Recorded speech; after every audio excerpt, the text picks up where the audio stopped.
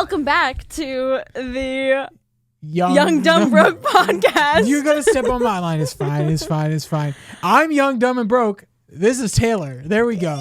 Let's do it. See, actually, that was good. That doesn't feel bad. I kind of like that more.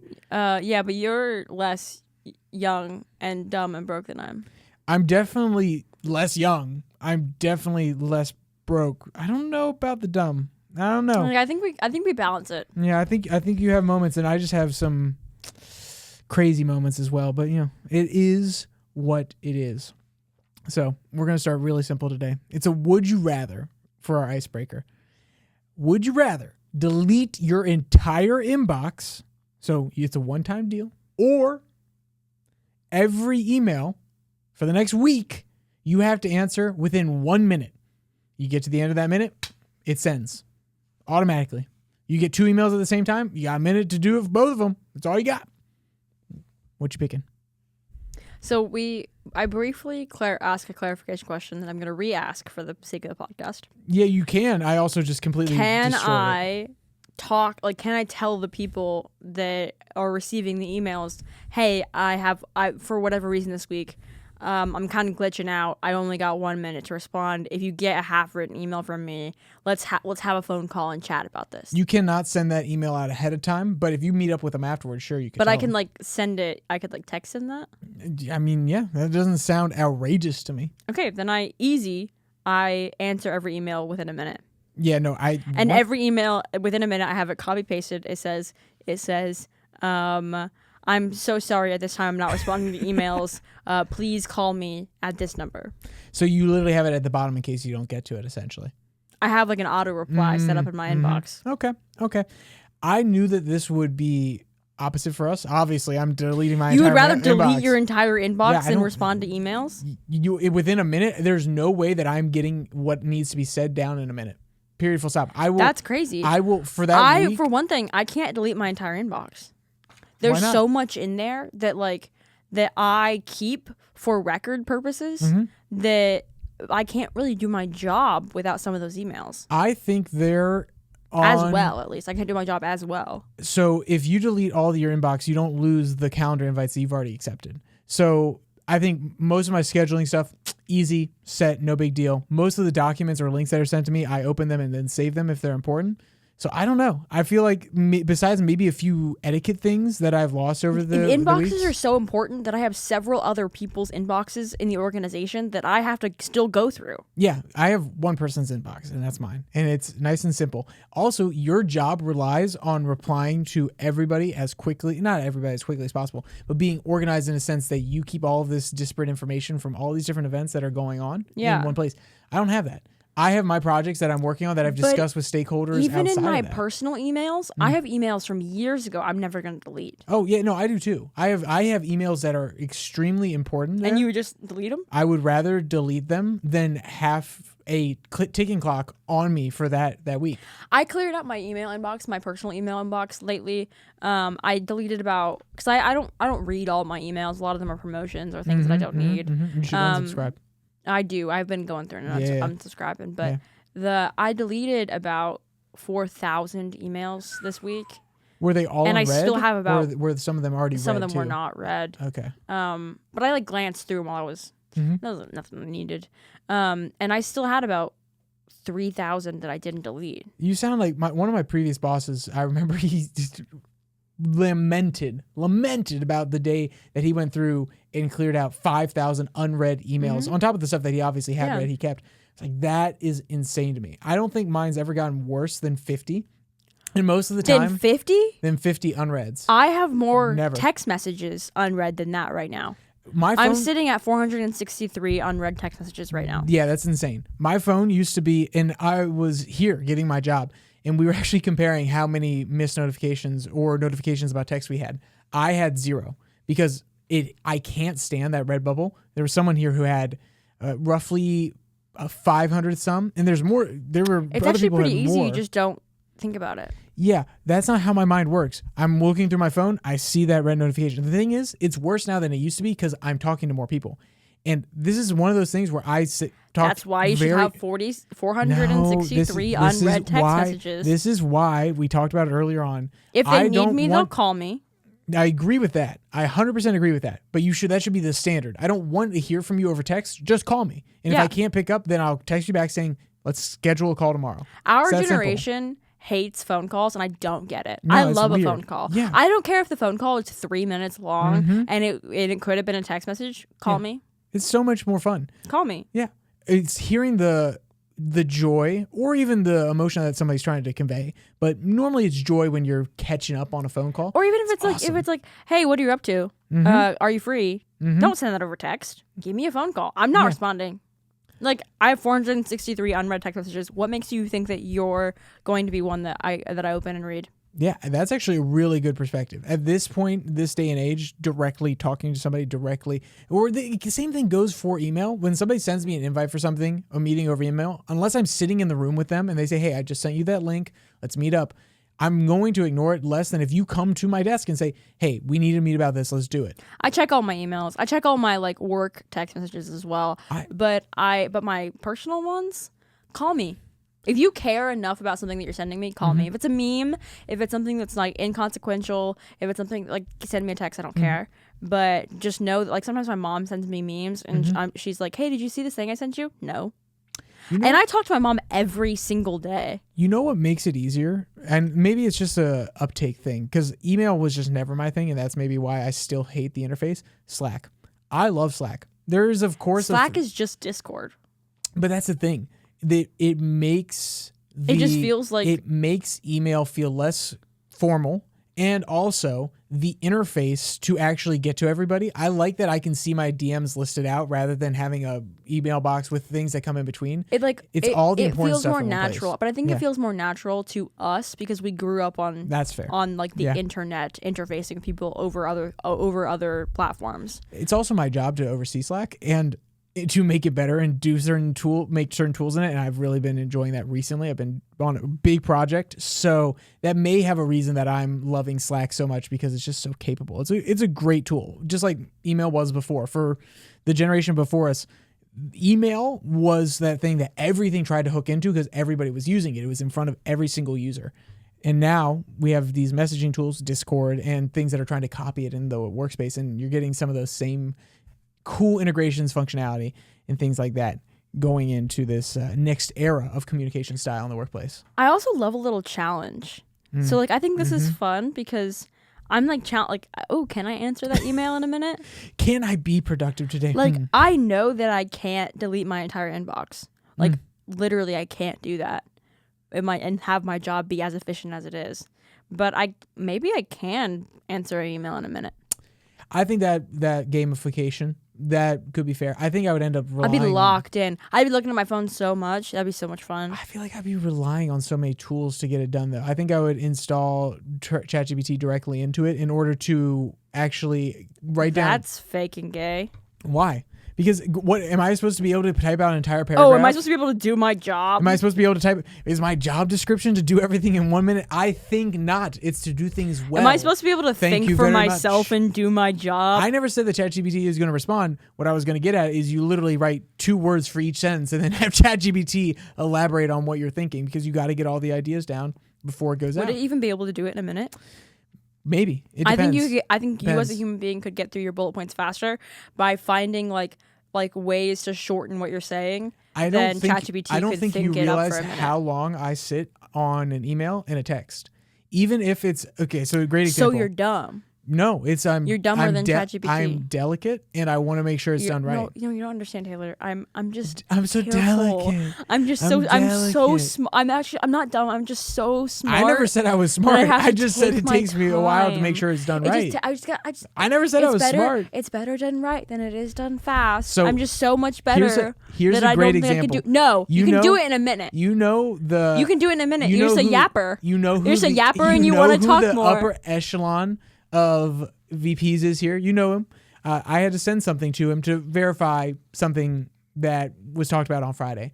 I spent, I kid you not, 15 minutes making sure that I wasn't saying something idiotic, that all the grammar was good. To be fair. Oh, wait, hold on. Now it's okay. To be fair with this man, he is someone who will call you out. Yeah. I mean, as he should. My first conversation with this man, which like we have a lot of respect for. Yeah. was him bringing me a flyer that he found. I don't even know where he found it. Like that for an event that I was running. This was 2 years ago. Actually, fully 2 years ago. It was in the winter of 2023. And he brought me this flyer and he sat it in front of me and he said, "What's wrong with it?" And it's a full page flyer that had like a ton of text on it, and he said, "What's wrong with it?" And then he stood there and waited for me to find what was wrong with it. I didn't find it. He said, "Do you know how to spell your own name?" And I said, "What?" And he said, "Do you know how to spell your own name?" I said, yes, sir. I know. It's my first conversation with him, high up in our organization. And he said, "Well, I don't think you do." And he points to the bottom of the flyer. And like, I didn't write this flyer, so like, wasn't entirely my fault, but I did approve the flyer, so it was my fault. My last name was spelled wrong in my email address on the bottom of the flyer, and he caught it. So I don't know. I don't know how he caught that because he just was looking at this flyer while he was sitting waiting to go into another meeting and was just like, "Yep, this is wrong." He's very vigilant. I'm sure that he let things slide because all that to emails say, are small, when I but- email him too, or when I have to interact with him, I also triple read things because I'm like, "Oh my gosh, what if I don't know how to spell my own name?" Yeah, there's also a part of this where I really am stupid because guess how long the email ended up being? It ended up being a sentence and then another sentence. And I double checked with someone. I said, "Is this even worth sending an email about?" And that's what took a little bit of time. They said, "Yes, it is worth sending an email about because you didn't leave a voicemail when you called him." I was like, "Oh gosh, I've already failed. I've already failed. Classic. I failed. Yeah, it's my fault. It's my fault. I'm the problem." Yeah. But you know who else is a problem? All the people, this is my frustration, all the people throughout the course of the last 2 weeks, actually it's been longer than that, it's been a month, that say, "Oh, the Virginia isn't the South." It's the South. I'm sorry. We literally ran the South. I so agree on this. We ran the South I so for agree. most of the war. The capital was in Richmond. It was literally the place where Southern culture was developed in the first place. I'm sorry if you don't like it, but it's true. And then they say, "Oh, well, we're going to be exclusionary now. You guys have Northern Virginia. You guys have a little bit of a different affect." I'm sorry that not everybody in Virginia sips sweet tea on the weekends and calls everybody darling. But if you pretend like where you are in the South, everyone does that too, you're lying. Well, Northern Virginia can't be the South. Okay. So Atlanta, Georgia is. Hey, I'm not just coming for him though. Okay. This is a thing that happened on campus too. Kids in Alabama and Mississippi gatekeep Tennessee. They say that Tennessee isn't the South. They're like, "No, it's not the South." I'm like, what world are we living in here, guys? They literally do road dancing everywhere in Tennessee. That is more Southern than some of the prim proper stuff that you pretend that we actually still care about. Like the culture that happened after post-war, post-bellum, is still a part of it, even if it didn't exist before. I think DCers like to say that Virginia isn't part of the South. It isn't part of the South because they don't know. They haven't been outside of the Beltway. That's true. They haven't just like left. They don't touch grass.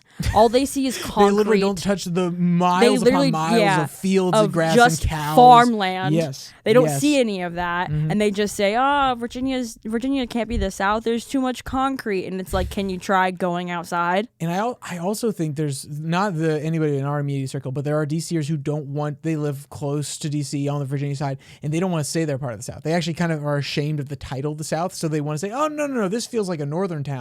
Kind of thing. I think there's part of that for people I know like, outside of this circle. It's like, I grew up in Houston. Houston's still the South. You kind of you said it Houston there at the beginning. Don't start with me on that. Okay. I'll kill you. Whoa. Out of nowhere. Goodness gracious. Trying to tell me that I'm saying Houston, like Houston? Oh yeah, you had to think about it just to make sure that you didn't say it wrong. No, I'm emphasizing because I'm so angry that you said this to me. When I said I would kill him, I did not mean it as a literal threat. Well, even if she did, I'm afraid, but not afraid enough to file any charges, so it's fine. What do you mean? I'm kind of offended. What do you mean? We're literally... You don't think I could hurt you? I never said I didn't think... I said I'm a little afraid. I know right now... I'm bigger than you, kind of. Almost. You want to stand up right now and test that theory? You may have heels on, but I highly doubt that's the case. You could probably run further than me for longer now. No, I think you could probably actually beat me. I think you actually would 100% win in a fight. I just like to act tough. No, you got some Houston. You got some Houston. Don't do that to me. What, you literally said it. Not funny. Oh, Houston. My bad. Houston. How about this? You got some Texas whooping ready for other people who mess with you. That's the answer. Yeah, it's true. And just like you're frustrated at me calling Houston, do you have any other frustrations that you would like to grieve I have about? got a good frustration. So I am cursed. Okay. Why wasn't I told about this before? And also thank you for not, because this is kind of funny. What's I'm up? Cursed. What do you mean you're cursed? You know about this, but maybe you haven't realized, put together 2 and 2, that this is a curse. So I've actually left this organization once before. And the last time I left this organization, I put in my 2 weeks, and then due to unforeseen circumstances, I said, hey, actually, I'm going to stay another 2 months and help finish out some of these programs that I started. And in a very similar fashion, I put in my 2 weeks at this organization 4 weeks ago. And I now, because of the government shutdown, am also going to stay at this organization for at least another month. We're happy to have you. So every single time I've ever tried to quit this organization, I stay for another month and a half. We got our claws inside you, man. It's hard to go. And I know this is extenuating circumstances. It's kind of impressive that it's happened twice. Yeah. At the same organization. And the generosity to, I think that I was surprised. They're very kind. I was surprised when I heard that was happening, the extension sort of package thing. And it's not that I didn't think that they wanted to. It's just one of those things that you don't hear about very often, where they're so gracious and saying, hey, you got talent. You also know the system. You know what's going on. We have people that need your knowledge, that need your institutional knowledge. I thought that was a really cool thing to hear about. But it's like I at this point, it's a pattern. It's not a coincidence. So what I'm hearing is you're going to come back in 8 months. And the next time I come back to the organization that we work for, I think I'm going to be, and I put in my 2 weeks again, and further down the line, then I'm going to have to stay for another month and a half, 2 months. There are no family curses put on by a shaman or anything. I don't know, that. But I have a hard time. I do not understand how it's possible that this has happened twice to me. This one is caused by the government shutdown, which this is very and unique. the other one was a completely different circumstance, which I'm not going to talk about on this podcast, because it's wild. But just ended up being, hey, yeah, I'll stick around. But so it's like, it's for both of these, it's wow, I did not think that this is how my life was going to look for the next month and a half. Do you feel like it gives you the ability to find more peace with it, or were you really ready to leave it? I was ready to leave. I actually really do like the work that I do here. Enough that I'm not terribly upset that the government shut down and I can't start my new job. But I'm disappointed because I'm super excited about my new role. Yeah, you had geared up for it mentally. And I'm not super great with change. So I had prepped myself, okay, I have 2 more weeks, and then I had given away all my projects, and I did all the things that I needed to do to be done, and then I got the phone call, hey. So we can't actually make that thing happen that we So talked the government's about. still shut down. It's okay. Yeah. Okay, but I'm grateful that I get to keep working here. It's a great place to be, but it's still have hard. Lots of good lunch conversations, and it makes commute for the podcast pretty easy. The commute all the way down or up the stairs. Yeah, just depending on where we are. Throughout the course of the day. So, the commute in DC is notoriously terrible. That's a terrible segue because we're talking about DC, but we're not actually talking about the commute in DC. We're talking about the chronic illness of a certain type of person in DC. We're talking about we have 2 different hot takes. He's going to share his hot take, his DC hot take, and then I'm going to share my DC hot take. And I really do think this is a chronic problem. There are too many mentors. Not everybody in the city needs another new mentor to shepherd them and guide them. They just need to chill out. They need to take a nap. They need to relax. Not everything is as deep as you think it is, and not everything's going to end if you don't respond to all those emails and fill everything out and do all the extra work the day of. What's your I'm hot very take? conflicted about your hot take Mm-hmm. because a part of me is like, and we'll get to it in some of my hot takes, but I have two kind of, they're similar hot takes. They're on the same vein. But your hot take is just take a chill pill. You don't need to be doing everything all at once, which is good advice, I think, especially for young professionals in DC. But also, do it all. I kind of don't agree with you. Like, burn chill yourself pill, out. but do it all. You're young. Like, if you're 21, 22, 20 in DC, Yeah. like, and you just graduated and you have all this energy, use your energy. You're not going to have it all. All the time. If the hot take sounds like I'm saying you can't do everything or that you can't push yourself to burnout, first of all, I don't believe burnout's actually a thing. And It's just a mindset. I really do believe I've been burned out before, but if you love what you're doing, you can find purpose in that. I'm also the person that stays up until 12 p.m. editing a workflow and making sure. So I'm not trying to say that you working hard is not what you want to do. It's the fact that you take everything so seriously that it starts to crush you. And you start saying, oh, I need to get this mentor and I need to get this mentor. And I'm not going to make it here if I don't get this. And if I don't get this person to advise me, all those things could be valuable. You could get really good life lessons from these mentors. But constantly flouting it and saying, I have this guy and this guy and this guy, and thinking everything means more than it actually does. That's the problem I have. I can see where you're coming from. I do think it's really precious and sweet to be mentored by older people and people that are in a better stage of life than you, or in the stage of life that you want to be in eventually. I think that's a really great and sweet thing.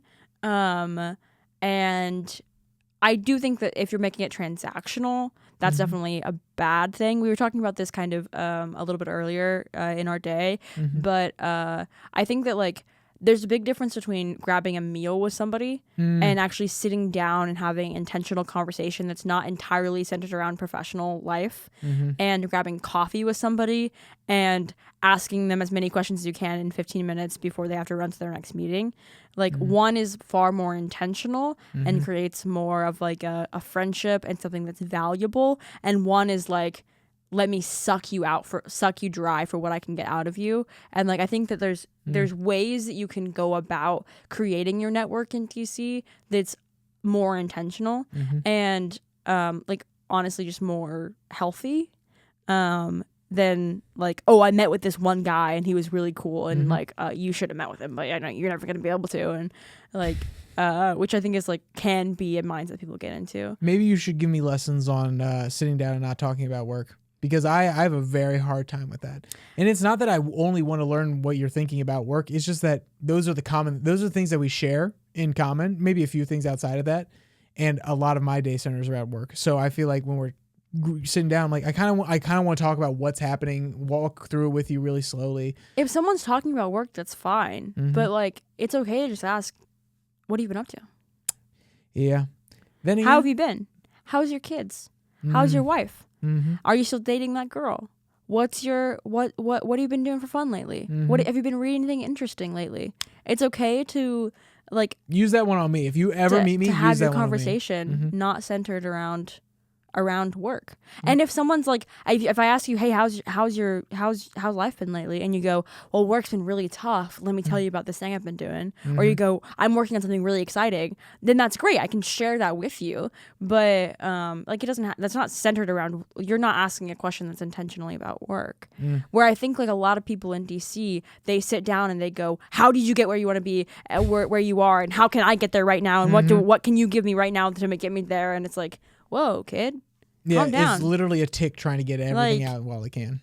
Like, calm down. Yeah. Like, let me get to know you first. Because sometimes, like, if you're asking for my advice on something and you're, like, it doesn't make sense, like, and I don't know who you are, I might give you, like people, I frequently get questions from younger people asking me, like, the most common question I hear is, should I go back to grad school? Should I go back to school? Should I go to grad school? And the answer for most people is absolutely not. You're just having a midlife crisis. But if I don't know you, I can't give you that advice. So it's like, if someone's just like, should I go to grad school? What do you think, Taylor? It's like, okay, what's your goals? What kind of person are you? Do you like to read? Do you like to study? What would you want to study? What do you want to do long term? Who do you want to be long term? Do you want to have kids? Do you want to get married? Let's talk about all these things, because all that factors into your professional life. And and that's true for like any sort of person you're asking advice for, a mentor. If you have a extended conversation where you get to know them and they get to know you, they're going to give you so much better and richer advice than if you sit down with them for 15 minutes and just take up all their time trying to soak up all the time trying to get like as much out of them as you possibly can, when they don't know a clue about how they can help you or anything. Like, yeah, some of the best advice I've ever gotten has come from the professors that I've known for 2 years. We just sit down and we would talk about school and the concepts in school, but they enjoyed talking about those sort of things, and they would tell me about personal life. And it also, you have to be, in some cases, you don't have to intentionally ask those questions. You just have people who give that to you. Yeah. You guys just naturally lean in to start talking about those sort of things. Those are the people that I'm attracted to, because I don't want to have to ask you. I'm going to be honest. I don't want you to have to ask me. I just kind of want it to happen.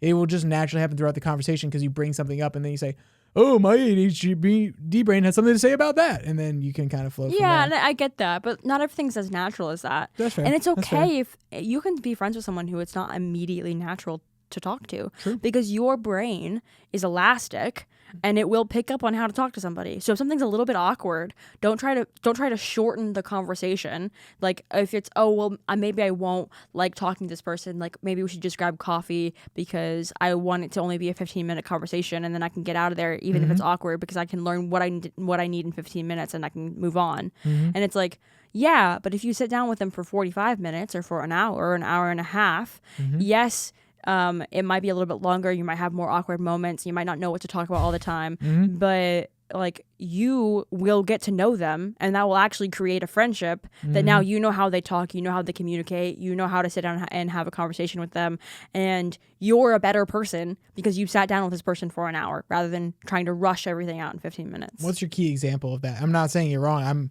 Because I know there's a specific example in my mind. Do you have one where it struck you where you said, hey, a little bit of prolonged exposure can actually get you guys in the groove, the back and forth?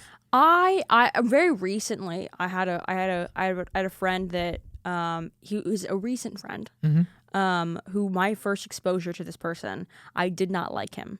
Like I was like, you're really hard to talk to. I don't really get how we could ever be friends. I'm not really interested in being around you, really, even just because it was so like forced. It was like, tell me about who you are, and I had to individually ask every single question, and every single question was met with like, I don't know. But then I met him in a different environment, and he's actually really relaxed when you're not one-on-one with him, and now I think I'm actually going to be friends with him because I've figured out his sense of humor, and we're more relaxed around each other, and we can crack jokes, and that's not something that like I immediately understood when I first met him. I was just like, okay, this guy's kind of douchey and I don't really want to know him, but I assumed that based off of a 30-minute interaction when I invited him over to give him a second chance to a party that I had, and had a bunch of other people there too. And he fit right in, and he was having a good time, and he was there for a few hours, and like that's and I will invite him back to things now. I think I know who you're talking about. Yeah, you probably do. I think I know who. That last part is what really made me go, oh, I understand. But it's like I would never have assumed, oh, I could be friends with this person. Yeah. I actually actively told people I don't really like the vibes of this. And instead he's actually like a really nice guy. Yeah. It's just the 30-minute conversation we had prior to that was just awkward. Yeah. The key example was with my previous boss, who I actually, ironically, I just ran into him not that long ago. And up until that point, we had a good rapport in the really professional sense. Hey, we throw a joke back and forth, but we really hadn't figured each other out. We were away from each other. We had done one or two things on campus initially, and then after that, it's all phone calls. And he and I would listen to each other, and we built a little bit, but it was when we went on our first trip, and we were forced to be in a rental car together for hours upon hours to get across the state. And we had a little bit of that breakup. I wanted to read, so I was reading for part of it, and he was doing his thing. He was listening to music. But through those times where we actually were engaging, I have so much better of an understanding of his thought process, the way he speaks, the way that he displays his ideas, the way he thinks through things live time.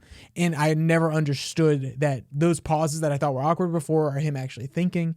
And you don't interrupt him. You don't fill the silence. You just the way that you actually optimize a conversation with him is different than how you optimize a conversation with somebody else. Learn. I sound like a robot when I say optimize, but it really is true, because every single person in this world, even if you don't like them, even if you think they're terrible, there's a lesson you can learn from them. Yeah. Whether that's you don't want to do what they want to do, or that you do want to imbibe some of their talents, or even just some of their mannerisms, because some things are extremely powerful. And understanding how to be the best listener and the person that can plug in with any of them gives you the most opportunities to actually learn from other people. You know what? I came up with another example while you were talking. My best friend in this world, the closest person to me, her name is Eliana. When I first met her, we did not like each other. We first met at a conference in December of a year that I don't remember, and so long ago that and it wasn't even that long ago. But and we like didn't not like each other. We just both were like, oh, we just wrote each other off. Like, oh, this girl, it doesn't seem like she likes me. I don't know if I'm gonna like ever really see her again. It's not really important. And like, I actually actively remember having like a conversation with her and being like, yeah, this girl is not. I don't want to be. This like, ain't it, Chief. This is odd. And then we ended up running an event together a few months later, and she texted me beforehand and was like, hey, can I just like come stay with you before the event? And I did not really know her. I actually and I didn't really like her, and she didn't really like me. We were kind of like just like mutually hesitant towards each other. Not that like I didn't have anything against her and she didn't have anything against me, but it was like, you're just in a holding pattern. Yeah, I'm not sure that we didn't really click. And I think we were both just like, oh, this girl's judging me, so I'm gonna hand it back to her tenfold. And then I just talked to her, and now we're inseparable. I mean, like half of my Instagram page is pictures of her. So that initial assessment, sometimes you gotta be willing to push past it. It can be wrong. Yeah. And when you like that was a 15-minute conversation that I had with her at that conference. I had no clue that later that 4 months later I would be running an event with her, and she'd be lying in bed with me asking me all these crazy questions at 2 a.m. and we would just be laughing and giggling the entire time. Like I would never be able to guess that from the 15 seconds that I judged her wrong. Time for my hot take. Okay. I have a hot take. I forgot that you had a hot take buried in here. My bad. I took over. Whew. People in DC need hobbies. Oh, facts. Oh, people facts. in DC need Facts. to do more hobbies. Facts. I'm so 100%. tired of the topic of conversation being whatever foreign policies in the news. Or, hey, what bar did you guys go to last night? Or like, what did you do this weekend? I hung out with this person. What did you do? Oh, you just sat there? Oh, you just sat there and talked? Okay, and what did you do last weekend? Oh, you just sat there? Hey. And what did you do the weekend before that? Hey. Oh, you just sat there? I feel like you're calling me out right now. Whoa. And what did you do last night? Oh, you just sat there? Yeah, Your hobby is just sitting there? Your hobby is sitting there? Yeah. And listen, I'm a self-proclaimed yapper. I talk about, like, one of my hobbies, when I list them, I have many, is yapping. I call myself a little bit of a hobby collector, but my biggest hobby is probably running my mouth. We literally have a podcast all about it. But at the same time, like, if you were asking me about skateboarding, I could say, at some point in time, I was really into that. If you were asking me about rock climbing, I used to do that all the time. If you were to ask me about working out, I'm like, yeah, I do that actively all the time. If you were to ask me about what book I'm reading, I have a book that I'm reading. Oh, you knit? Oh, you crochet? Oh, you you sew? Oh, you cook? Okay, yeah, I can relate to you on these things. Like that's a fun thing. I'm tired of people in DC, which is very, very common. What do you do for fun? I attend conferences and I hang out with my friends. Yeah. And it's like, you're boring. Like, I Ooh. think you're boring. Ooh. See, I think that that's interest. That you just escalated I it think there. that I'm standing by this because I've been watching the people that I think are the most interesting people that I know. And something that's true for all of the most interesting people that I know is that they're always reading something. Yeah. They read very, very consistently. Yep. And Don't disagree. they do things that aren't just related to their work. Yeah, that's fair. 100%. And 100%. that's just true across the board. If you tell me that your hobby is something that, and I'm not talking like if your hobby is like if you're a foreign policy person and your hobby is like reading and writing about foreign policy, that can be cool. Yeah, that can your be interesting. blog could be the best blog ever. She's not hating on it, okay? Like if your hobby is like writing op-eds about something, that can be actually interesting. Yeah. That's a hobby. Yeah. But if your hobby is like Instagram, that ain't a hobby, Chief. That Instagram's ain't not a hobby. Instagram's Nope. not a hobby. If you're sitting there telling me your hobby is scrolling through TikTok, that's just how you spend your time. You're wasting it. Yep. And that's not a hobby. And this is coming from someone who loves to scroll on Instagram. But the reality is I'm actively becoming less interesting of a person the longer I spend on Instagram. Oh, 100%. And, well, sometimes you can pull fun facts out of it, which makes you intriguing with a few party tricks, but that doesn't actually make you long-term more But you know what I interesting. can pull fun facts out of? The books that I'm reading. 100%. And the people that I'm meeting when I go outside. Yeah, see, the going outside thing, I don't know how necessary it is. That's not to say you shouldn't go outside. Love going outside. But the problem I see is some people want to do something with their friend groups every single weekend. That's a bit much for me. Then again, it's a little different because I have a significant other and her and I do things. So it's also a bit more of a lift sometimes to go do things with other people. Yeah. We want to spend time with each other. During the week, we try to do as much as we can. But I do have a lot of things that I do during the week. I mean, we record this now. I have another podcast that I've been doing for years. I have my schedule for reading. I have my schedule for learning some sort of coding every single day. And while those things are small, I'm sure I could optimize it like I used to in college when I was an absolute workhorse.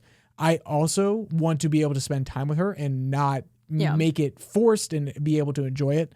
And that's the balance that you have to learn. So yeah, have those hobbies. The best ones are the ones you do with one or two people, not a whole friend group of people. Yeah. But like go out and play disc golf with your boys or your friend group. I used to disc golf. Yeah, bro, it's so much That's fun. what I'm telling you. It's so much fun. But I'm a hobby collector. So when someone says, "Oh, I do this," I'm like, "Oh yeah, I did that for 6 months." Yeah. And I was actually pretty good at it. Yeah. And if someone was like, "Do you want to do this again?" I'm like, "Yeah, I can do 100%. it again." We could go chuck the bee right now. And I'm telling you, my underhand, my chicken wing is just as good as it was 5 years ago. I can't do it. But yeah, I can't do it. well, the thing is, up here at George Mason, they have a Frisbee team. And one of the main directors who helped keep it going throughout the last 5 to 7 years is a active youth leader at my church. Oh, that's cute. Yeah. Yeah. So we were playing all the time when I was younger, and he still helps them go out, and that's where I learned to play. And we played at recess. And I did it in everything like that. college, and I did it with my church friend group in college. We would go out on Sundays and after church. And It's fun. It's fun. It's probably one of those sports where I'd be okay with my kid doing an intro to sports this way because there's no physicality, and then probably lacrosse or football is what I would actually offer if they because wanted you to want go. your kids to be concussed. Okay. I will say it again. I played lacrosse and I loved lacrosse. I was a big chunky boy and I loved rolling people over like a tank. I don't know what to tell you. I enjoyed it at the time. Would I go do it now? Probably not. I'm a lot older. I'm a lot more brittle than I was. It would hurt more. It would hurt more. But just because there's a chance of those sort of things happening when it comes to the long-term effects, if your child's not going to go into the professional sport, like I never want my kid to be a professional athlete. Not to say that they shouldn't. If they're really good at it, I'd be okay with it. But I'm going to be honest. I'm good at sports. I'm not great. I'm okay at a lot of things. My significant other, good at swimming, good at some other things, not like Olympic level. If you look at some people we know who used to work at this organization, that person, person was close. But guess what? Their family, all top echelon athletes. There are genetics involved here. My kids ain't going to be there. They got this and they better cultivate it. I want my kids to play baseball. Ooh, why baseball? I love baseball. I just want to go to the games. Why do I think it would be lovely to just like sit there and be a baseball mom. Like I want that. You have the I orange will be that. slices. You bring them out Softball, on baseball, time. they'll be doing it. Interesting. I picture you as a soccer mom. I'm not gonna lie to you, a soccer mom. Practically the same thing, but better. No. Yeah, Better? way better. We're talking Way about better. America's pastime, Alex. Yeah. Well, if we're talking The about, best sport that there is. if we're whoa. First It off, does not get better than America's baseball. sport is It does not get football, better than- therefore inherently What did you it's just better. say? America's pastime may be baseball. America's sport is football. I've had this argument for years. No. The NFL literally has an entire day dedicated to it. You're the dumb. entire You're day. dumb. You're What makes dumb. more money You're dumb. on average across all the years? What has more viewers What's for the better? largest game? What's better? Football. What's obviously. more fun to watch? Football. What's better to watch? Football. What's better to be a part of? What makes you feel Less, okay? probably maybe do a little you- bit less football do because you- you're not getting the do you sit in baseball. the stand? Do you sing a little song in the stands at a specific inning in football? No, Yes, because you don't yes, have do. innings. Yes, you do. You don't even have Okay, an that's inning. fair. But you do sing And your that's fight pretty songs. stupid. Do you know the That's pretty Redskins dumb. fight song? No. But together, you don't. everyone stands up and they sing a song together in baseball. Yeah, that sounds like That's trying to awesome. be too united. That's awesome. No, I want fans fighting in the rink. And we need to still do. bring hockey. Put me in front of a Yankees fan. Put me in front of a Yankees fan. It's on site. I never actually asked what group do you follow? What team is yours? I grew up in Houston. That doesn't mean anything. I'm an Astros. You're an Astros fan? Yes. Isn't that basketball? Are they also football? Are I'm you trying to remember. dumb? I'm trying to remember. What was the one that Baseball. Harden played for? You idiot. No, but aren't the Houston Astros?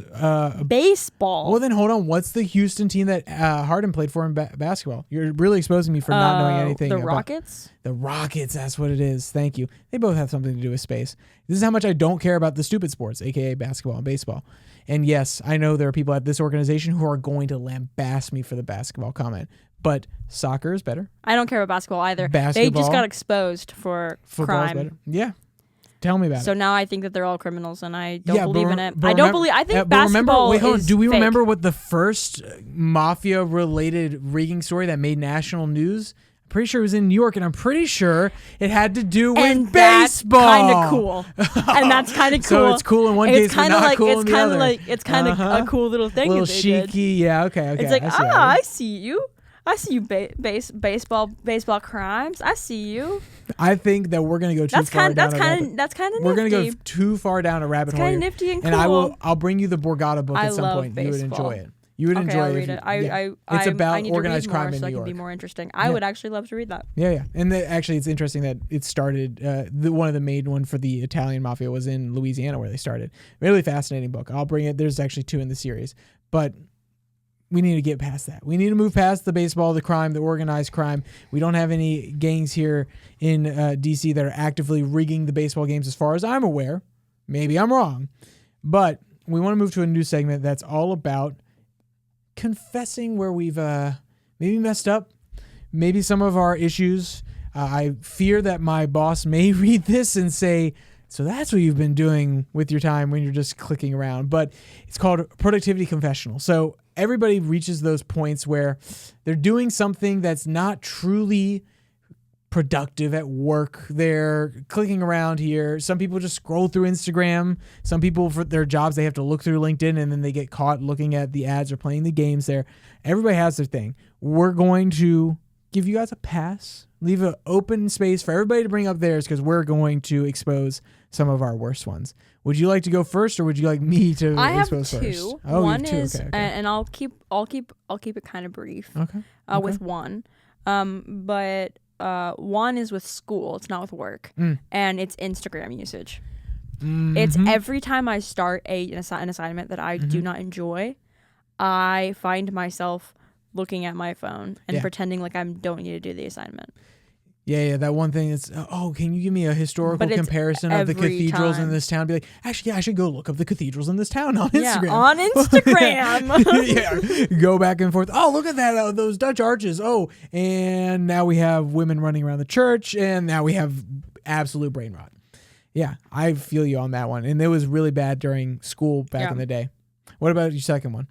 My second one is, so I as I mentioned earlier in the podcast, the government shut down, and I put in I got a job offer, put in my 2 weeks, and then I've now been here. I put in my 2 weeks 4 weeks ago, and I haven't been able to start my new job. That being said, last week was kind of a slow week because I wasn't expecting to be working that week. This week, I've had meetings be popping up on my calendar pretty frequently. But they're all meetings that like I didn't know I was gonna have until this week. So I've had a very full schedule this week. And the rest of the week is gonna be full as well. Of meetings that I didn't even know I needed to be in. Yeah. And it's been a little bit difficult. I will realize, I'm getting the notification for this right now. I'm not quite ready for this meeting. Because I just haven't been on top of my calendar because I kind of let it fall to the wayside. Yeah, when your productivity kind of is curving down, but you'll be able to scoop back up. It is scooping back up now. Like this week, like last week it was like low, and this week is like it's an inverted bell curve. I'm fully working. Yeah. So the meetings, like not being prepared for the meetings, I think has been something that, just because they've been popping up so fast. Yeah. That I haven't been able to keep up with it, and I'm trying to get better at that. Oh, I feel you. And I'm sure your next role will be a lot of meetings and more a lot of pop-ups because people are trying to get on the calendar. You guys are trying to get in. So that's fair. I will reveal mine, which is, once again, I hope my boss doesn't catch me doing this because I know that I probably do it when I'm working on a specific type of workflow at least once a day. And I don't know if anybody has this, where you reach that moment where you've done so much and you lose your train of thought. You had a grand design and you've written it out somewhere, you have it in a note somewhere, and you have a vague idea of what you're trying to get to, but that real specific implementation that you were building towards, you just lose it. And you start clicking around inside. In this case specifically, it's in a workflow. You keep clicking around and you say, wait, hold on, what is this supposed to do again? I forgot where this is supposed to go. And you end up sitting there for 15 minutes clicking through, trying to re-understand everything rather than just writing it out and diagramming it somewhere the right way. Man, I've done this before. Yeah, you just get lost in the sauce because you have a good idea and you kind of go over somewhere else and you're thinking 3 steps ahead instead of the next place that you need to go. And it wastes not a huge amount of time, but enough time that I sit there and I say, come on, man, just write it out next time. Write a diagram, and if you need to add something, add it to the diagram before you go off and burst onto this new green pasture that you think is going to solve all of your problems, because you're going to come back and you're going to regret it later saying, what was I doing before? And yeah, that's a big suck. So try to be more organized on that front. Your time is extremely valuable in here. Yeah. Every single thing you do, including those mentorships that you build and everything like that. But we don't have to go back to that. So I think that's pretty straightforward. If you have any of these little productivity, we'll call them deficiencies. Yeah. Let us know your productivity deficiencies in the comments below. Wherever you're seeing this, Instagram, YouTube, TikTok, God forbid TikTok. Yeah, let us know your productivity deficiencies. Where are you slipping up this week? Yep. Are you on Instagram right now when you should be working? Actually, are you really on great Instagram point. right now while you should be? Are you on YouTube right now when you should be doing your homework? You should get off. Not. Yeah. For the betterment of yourself and everybody around you. But like this video and subscribe first. Yeah. But then you should get off. Yeah. I agree with that. She's onto something there. Yeah. Where have I heard that before? Is it like a whole YouTube thing where they just say like and subscribe? Is that what's up with that, or are we special? What's your joy of the week? Well, I came up with it all by myself. All by yourself? I'm a genius. I'm a genius. You should probably put on some nerd glasses for it. So, joy of the week. Where I'm from in Virginia, I know there always has to be a backstory with my joy of the week, but you're going to get it anyway. You're such a yapper. I know. You just don't know when to There's stop. always a story to the story. So where I'm from in Virginia, some would not declare it Northern Virginia. This one wouldn't. But where I'm from in Northern Virginia. It's not Northern Virginia. Yeah, well, guess what? You it's know in the it's not northern Northern half Virginia. of the state. So. Okay. Yeah. What? Sorry. What do you want? What do you want from me? Not though. Yes, it is. What do you mean? It's in the You're northern. not from It's in the Northern northern Virginia. half of the state. It's in the top 1/3 of the state. It's arguably within the top 1/4 of the state. No. Yes. No. Yes. No, We've it's done not. this before. We've literally drawn it out on a map. It's besides the point. As long as you call it the South, we can live with our differences. So, in my part of town, there are not as many classical cars. You'll see a few good restored cars every once in a while, but people don't really have the money to do it. There's not the appreciation for it. And when you come into DC and you come into the DMV area specifically, you see a lot of restored cars. I probably see at least one a day. And I love that. It feels like you're holding on to Americana to some degree. It feels like you're holding on to our heritage, especially when it's vintage Ford or something like that. It's really, and they have a lot of care for their possessions, their car. They've put effort into it. And it's really cool to see. And I've seen more than my fair share this last weekend. And I really enjoyed it. It put a smile on my face. I think there is something super precious about like preserving American history. Mm-hmm. When you see like an old Ford and you're like, wow, like that is something that you have taken care of, or that someone else took care of, now you're taking care of, that like is a part of America, and that's beautiful. I think that's a really sweet joy. Oh yeah. And every time I see an old car, I like pause for a moment and I'm like, wow, like how great it is to be in this country where we get to see these things. Yeah, especially if you're a nice, gorgeous, shimmering red. I will stare at your car. I'm thinking like blue.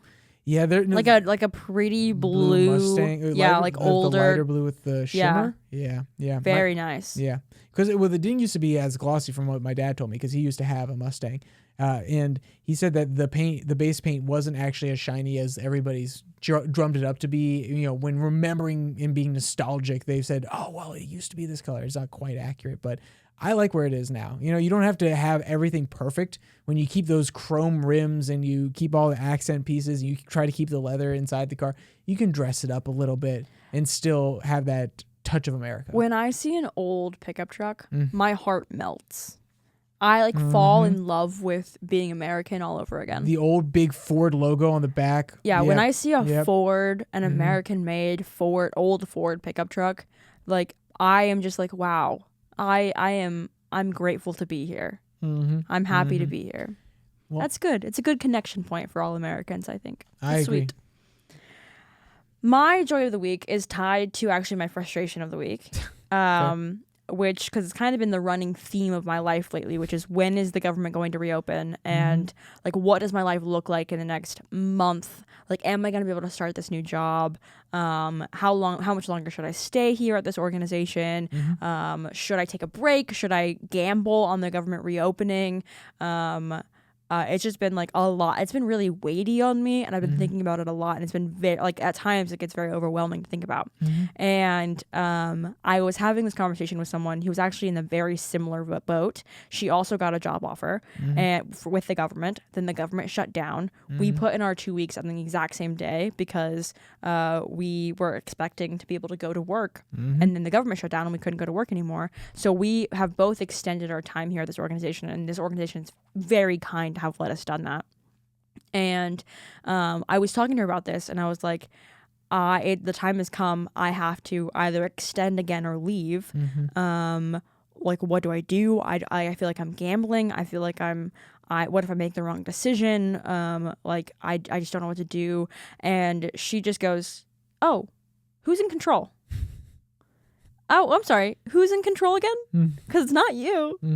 And I was like, I pulled myself back. I was like, whoa, yeah. Why am I so worried about this? Like, I'm not in control of this.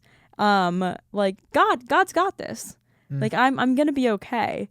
And so it was very like it was a big joy, because it was like, I was so overwhelmed by this. And she was like, hey, you're wondering what to do, but have you prayed about it?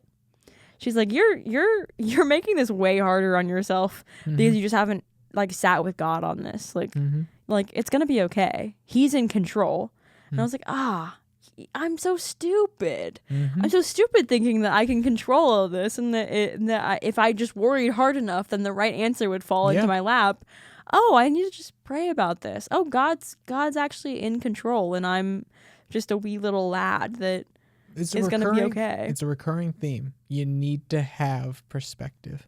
And putting it in that framing is a really, really crucial way. Yeah. Easy way for some people, but I would say it's an important way to remind you it's not all about what you think it's about, and to really reassure you that it's going to be fine. And it just kind of like shocked me out of it, because I was like, what am I going to do? Like, what if I choose the wrong thing? What if I'm gambling on the government reopening, and then and then I don't have a job? And what if I can't pay rent? What if I go into debt? And she's like, oh, she's like, yeah, but are you forgetting that you're actually not in control of any of this? And actually God is in control of this? Like, who's in control? I was like, oh yeah, God is in control. I'm so silly. I'm so silly for thinking this. I will not concur with your point, though the sentiment of your point is beautiful. And you can be wrong. And you can be wrong as well. It's fine. It's fine. Because I don't think we're going to be able to settle this again on this podcast. But maybe we should in the future. Maybe in the future. Can we bring multiple people from perspectives and do a debate? That'd be fascinating. We could have a conversation about this. For the sure. thing is, I think nobody will be even close to my position. Your position is so wild on who's in control that I just don't think any of us are gonna agree with you. Yeah, I think it's really hard to get to where I am. Yeah, but it doesn't really matter because I you think have we to make both, some like logical leaps to get to where you are. I think you have to make some logical leaps to get where you guys are, but it's okay. No. Yeah, no, you really can't have. No, we're not doing it. We're not doing it. It's okay. It's for a later date. God's in control, and you're gonna be okay. God is graceful, and you will be okay. Yeah, I think we could both agree on that, right? Sure. Okay. With that said, like, comment, subscribe, put the answer down there for your productivity failures. We'd love to hear from you. Stay safe. Don't die. Come on. Yeah. Crazy. You don't have a player on your truck. I was at a loss for words the first time that we spoke. You're looking for a girl to treat you right.